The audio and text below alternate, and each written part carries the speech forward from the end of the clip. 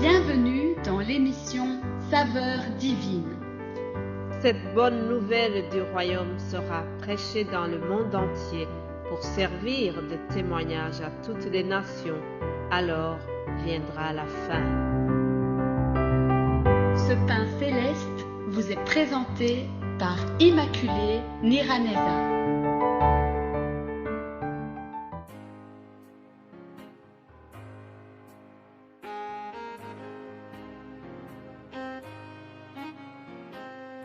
Shalom, shalom, mes bien-aimés de Dieu. Rendons grâce au Seigneur qui nous donne la vie aujourd'hui. Je remercie Dieu pour le souffle de vie. Je remercie Dieu parce que je peux encore parler, parce que je peux encore élever ma voix pour pouvoir vous transmettre ce message. J'espère que vous allez bien spirituellement et moralement et physiquement. Alléluia.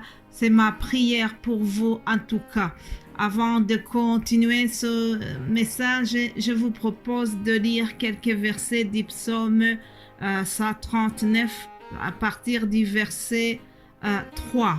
Tu sais quand je marche et quand je me couche, et tu pénètres toutes mes voies, car la parole n'est pas sur ma langue, que déjà, ô Éternel, tu la connais entièrement. Tu m'entoures par derrière et par devant, et tu mets ta main sur moi. Alléluia. Tu m'entoures par derrière et par devant, tu mets ta main sur moi. Que la main de l'Éternel soit sur toi. Si tu écoutes ce message, je souhaite vraiment que tu sentes la présence de Dieu à tes côtés. Que Dieu te rassure et que sa main guérissante te touche, toi qui es malade. Alléluia, sa main est toujours la même. Jésus-Christ a touché les malades et ils ont été guéris. Ah, aujourd'hui, Jésus opère les mêmes miracles, chers amis. Il n'a pas changé. Alors je prie qu'il t'entoure et que sa main te touche. Sois béni au nom de Jésus-Christ. Nous allons voir comment l'apôtre Paul a eu vraiment l'assistance de Dieu. Il a rencontré des difficultés dans son ministère, mais l'Éternel lui a dit « Ne crains pas ». Rappelez-vous que notre thème de la semaine, c'est « Ne crains pas ». Lisons les Actes des Apôtres, chapitre 18, au premier verset. Le titre, c'est « Le ministère à Corinthe ». Ministère à Corinthe. Après cela, Paul partit d'Athènes et se rendit à Corinthe. Il y trouva un juif nommé Aquilas, originaire d'Hippon, récemment arrivé d'Italie avec sa femme Priscille, parce que Claude avait ordonné à tous les juifs de sortir de Rome. Il se lia avec eux et comme il avait le même métier, il demeura chez eux et y travailla. Il fabriquait des tentes. Puis je lis aussi le verset 9. Je vais lire au verset 9.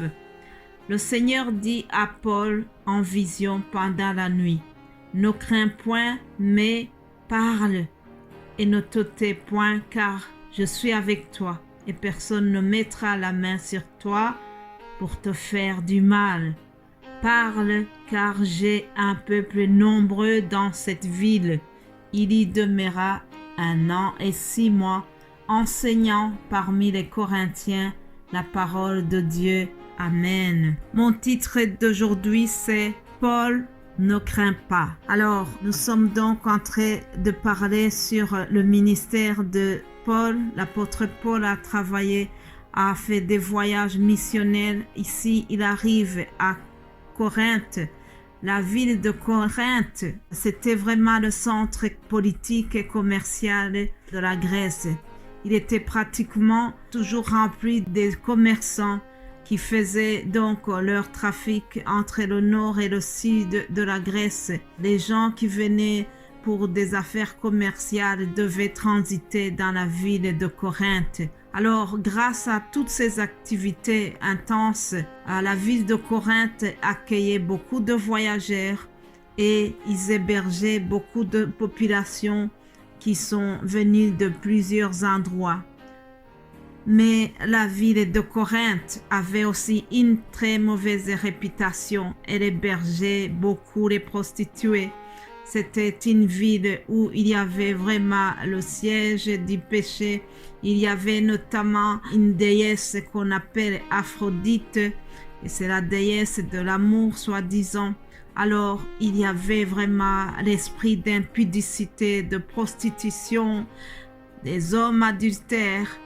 Alors, c'est dans ce contexte où Paul a enseigné la parole de Dieu. C'était un ministère très difficile à Corinthe parce que vraiment les gens étaient fermés à l'évangile. Alors, pendant que Paul était là, il ne s'est jamais découragé.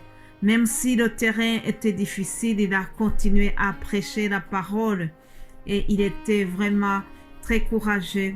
Oui, je dirais qu'il était très courageux puisque c'était aussi dans un contexte où l'évangile était interdit. Il y avait la persécution de Néron qui n'aimait pas du tout les chrétiens. Il ne voulait pas que les gens prêchent l'évangile de Jésus-Christ. En plus de cela, il y avait aussi des Juifs qui s'opposaient à l'enseignement de Paul. Alors, au verset 10 de ce chapitre 18, nous lisons ceci. Les Juifs faisant alors de l'opposition et se livra à des injures. Paul secoua ses vêtements et leur dit « Que votre sang retombe sur votre tête, j'en suis pur. Dès maintenant, j'irai vers les païens. » Les gens de Corinthe n'étaient pas réceptifs. Ils ne voulaient pas entendre l'évangile de Paul. Ils pouvaient se décourager, mais le Seigneur est venu l'encourager. Chers amis, ce n'est pas toujours facile. Quand nous prêchons l'évangile, il y en a qui ne veulent pas du tout que nous parlons. Il y en a qui ne veulent pas du tout qu'on les dérange. Peut-être que aujourd'hui aussi, il y a des gens qui reçoivent ces messages et qui murmurent, qui ne sont pas du tout contents. Parce que ça a été toujours comme ça.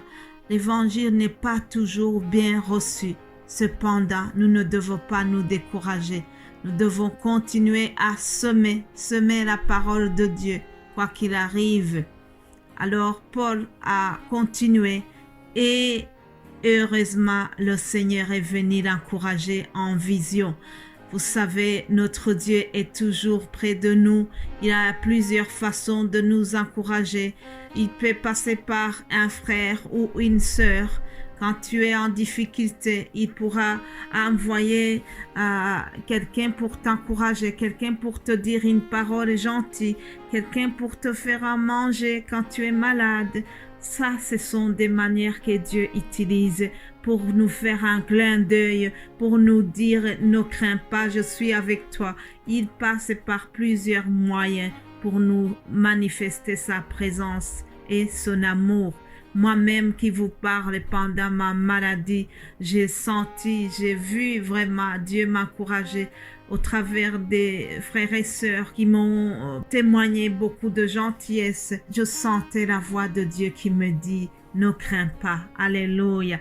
Alors, le Seigneur a encouragé Paul au moyen d'une vision pendant la nuit.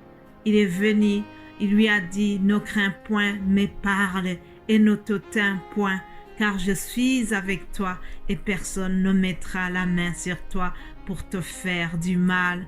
Parce que parle, car j'ai un peuple nombreux dans cette ville. » Alléluia. Aujourd'hui aussi, le Seigneur a encore un peuple nombreux qu'il doit conquérir. C'est pour cela que je continue d'enseigner la parole. Oui, chers amis, il y a encore beaucoup de gens.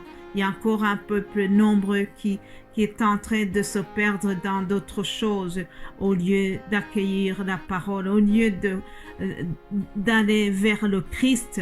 Alors, chers amis, quels que soient les obstacles, continuons à prêcher l'évangile, continuons à envoyer ces messages autour de nous Oui, chers amis, ne craignons pas, n'ayons pas peur de témoigner de Christ. Je termine ce message en te souhaitant que l'Éternel soit avec toi comme il a été avec l'apôtre Paul. Sois béni, que la paix de Christ règne dans ton cœur. Nous allons nous retrouver demain pour une autre saveur divine. Amen.